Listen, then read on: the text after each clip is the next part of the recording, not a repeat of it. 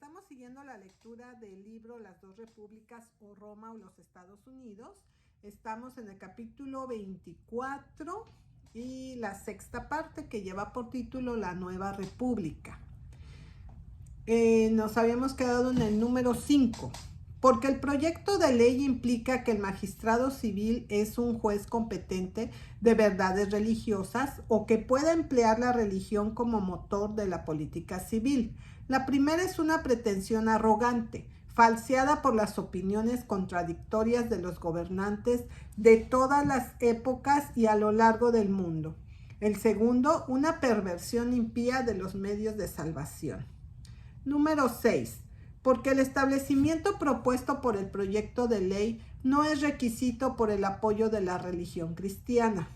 Decir que lo es una contradicción para la religión misma del cristiano, porque cada página de ella desautoriza una dependencia de los poderes de este mundo.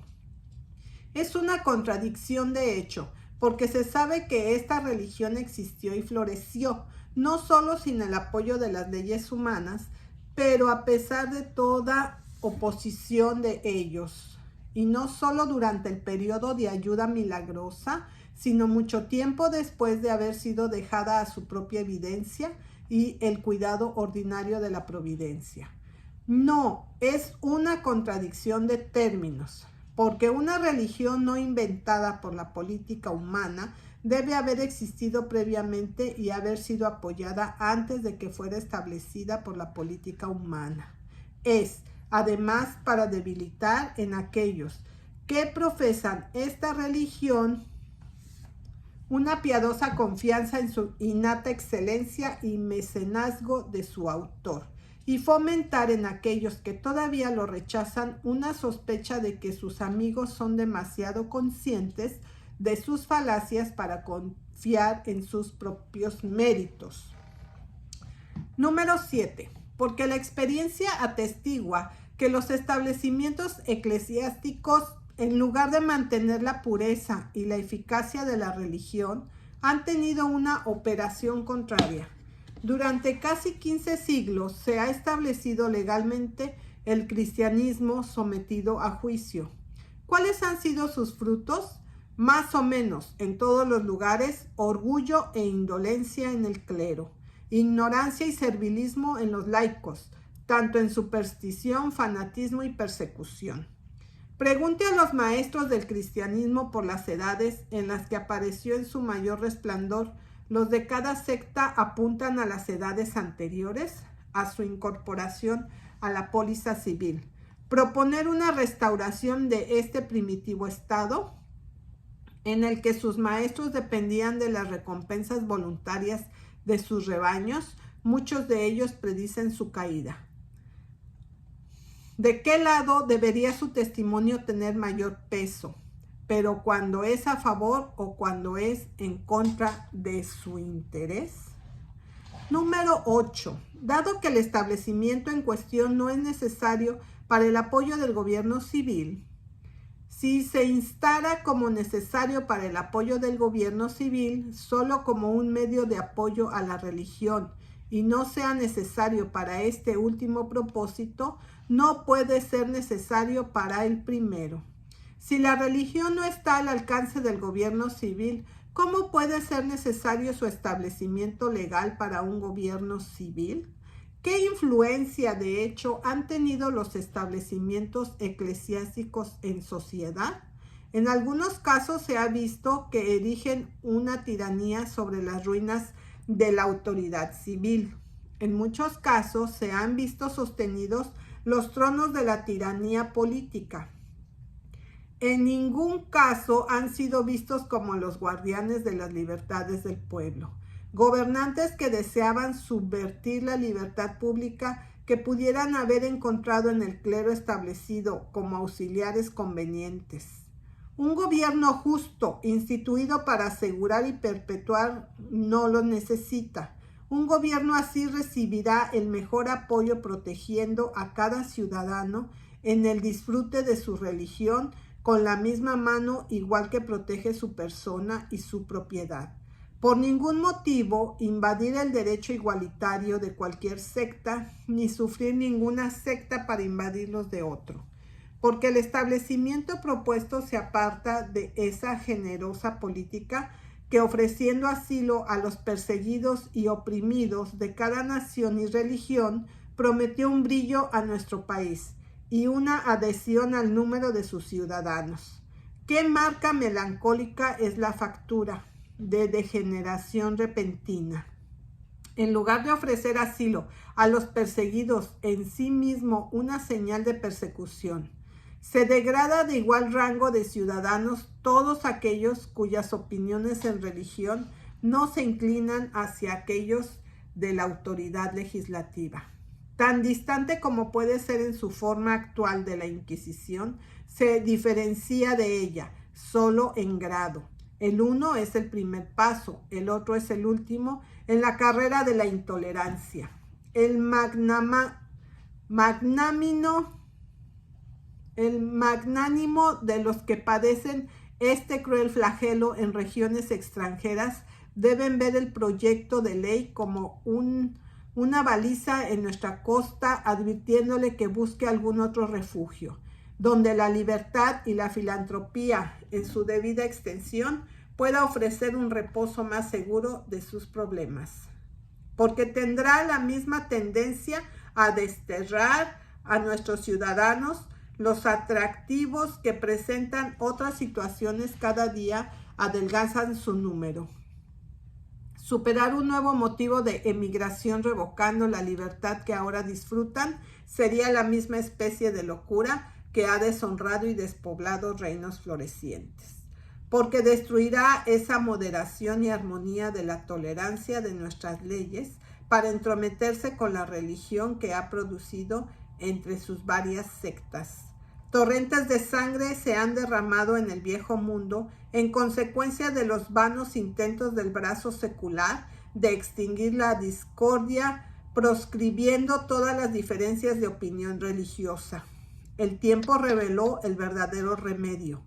Cada relajación de estrecho y se ha encontrado que una política rigurosa, donde quiera que se haya probado, apacigua la enfermedad.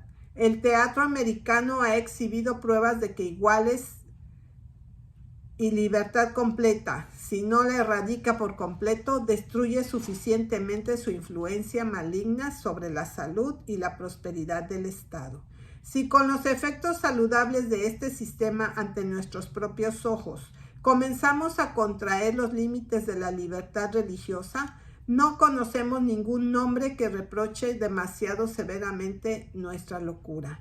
Al menos que se tomen las advertencias en las primicias de la innovación amenazada.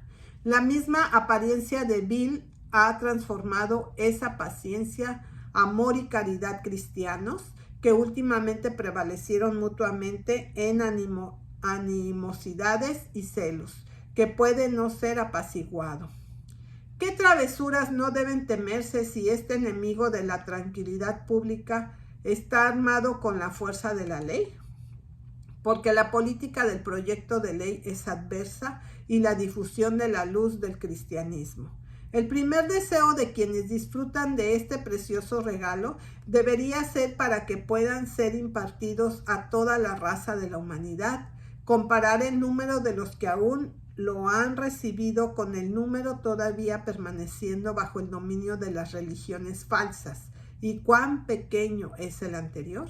¿La política del proyecto de ley tiende a disminuir la desproporción? No. Desalienta de inmediato a los que son extraños a la luz de revelación de venir a la religión de ella. Y rostros, por ejemplo, las naciones que continúan en tinieblas excluyendo a aquellos a quienes podrían transmitirlo a ellos, en lugar de nivelar en la medida de lo posible cada obstáculo para el progreso victorioso de la verdad.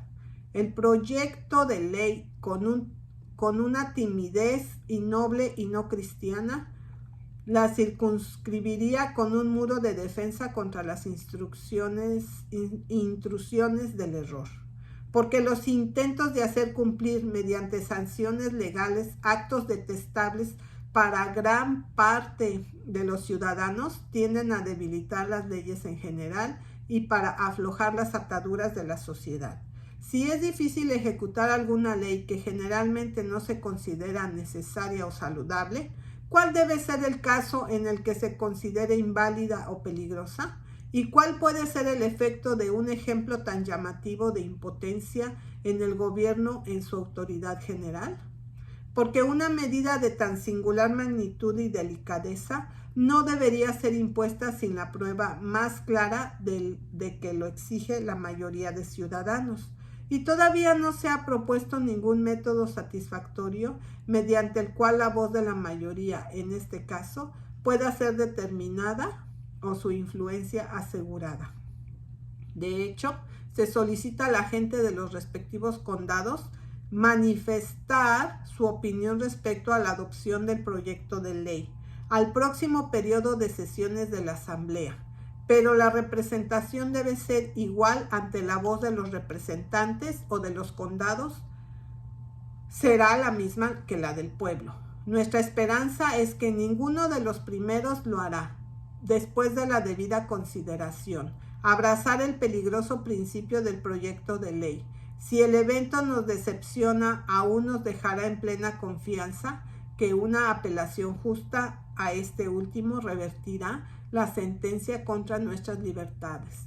Porque finalmente el mismo derecho de todo ciudadano al libre ejercicio de su religión, de acuerdo con los dictados de la conciencia, es sostenido por la misma tenencia con todos nuestros otros derechos. Si recurrimos a su origen, es igualmente el don de la naturaleza. Si sopesamos su importancia, no puede ser menos querido para nosotros. Si consultamos la declaración de estos derechos, que pertenecen a la buena gente de Virginia, como base y fundamento del gobierno, se enumera con igual solemnidad o más bien con estudiado énfasis. O entonces debemos decir que la voluntad del legislador es la única medida de su autoridad y que en la plenitud de esa autoridad pueden barrer con todos nuestros derechos fundamentales o que están obligados a dejar este derecho particular intacto y sagrado. O debemos decir que pueden controlar la libertad de prensa, pueden abolir el juicio por jurado, puede absorber los poderes ejecutivo y judicial del Estado.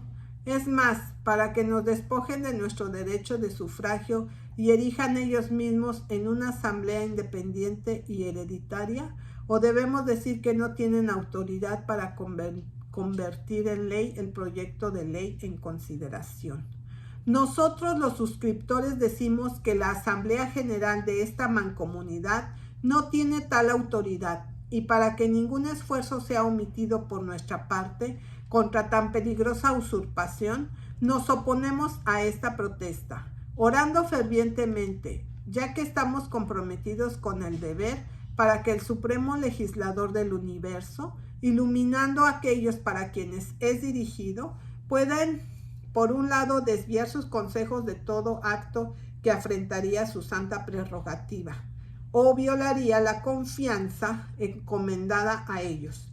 Y por el otro, guiarlos en todas las medidas que puedan ser dignos de su bendición. Redundarán en su propia alabanza y establecerán más firmemente las libertades, la prosperidad y la felicidad de la comunidad.